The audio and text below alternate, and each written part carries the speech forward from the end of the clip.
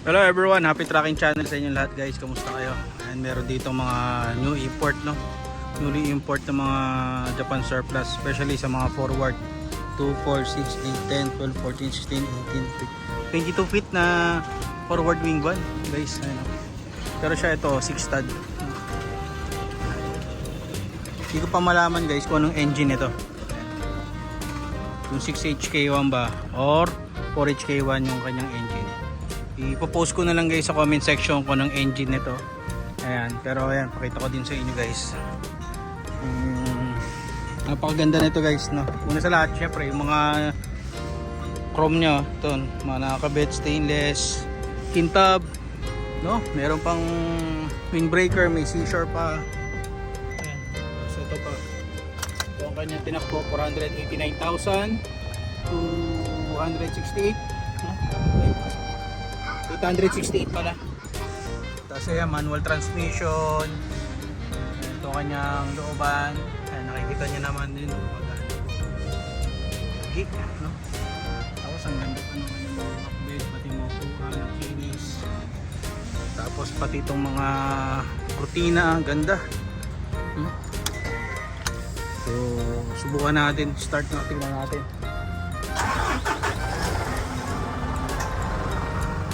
Ganda oh. At natin ang mabuti.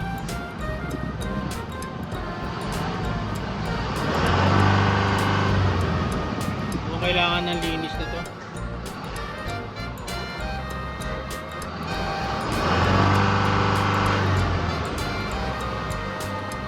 Ganda.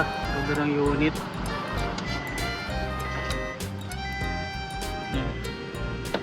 Tapos muli yung harap.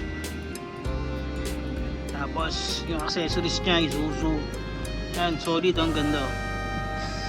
Yung condition niya, yun nga, kailangan niyang, mukhang kailangan niyang i-remap, no? Pero tingin ko makukuha yun sa remap. Kasi syempre, maaari mga luma na yung mga langis, may mga kailangan na rin nilinisin, especially yung DPD nito. Minsan kasi yung sa mga kuryente niya, baka mahina na rin battery, no? Ayan. Wood type flooring nga pala siya guys, at merong laman kanyang looban, pero makinis. Dito kinulang lang yung sa body, no? Pero ang ganda pa rin kasi pag nirikon yan guys, mawawala yan itong mga issue nya sa body. Mawawala yan guys, no? Pagka nirikon na. Original emblem. Maganda to guys, ipamulyan nyo para medyo tumaas-taas. Serba 200 liters diesel airbag. Yung hagdanan niya, ang ganda. Ganda ng hagdanan niya.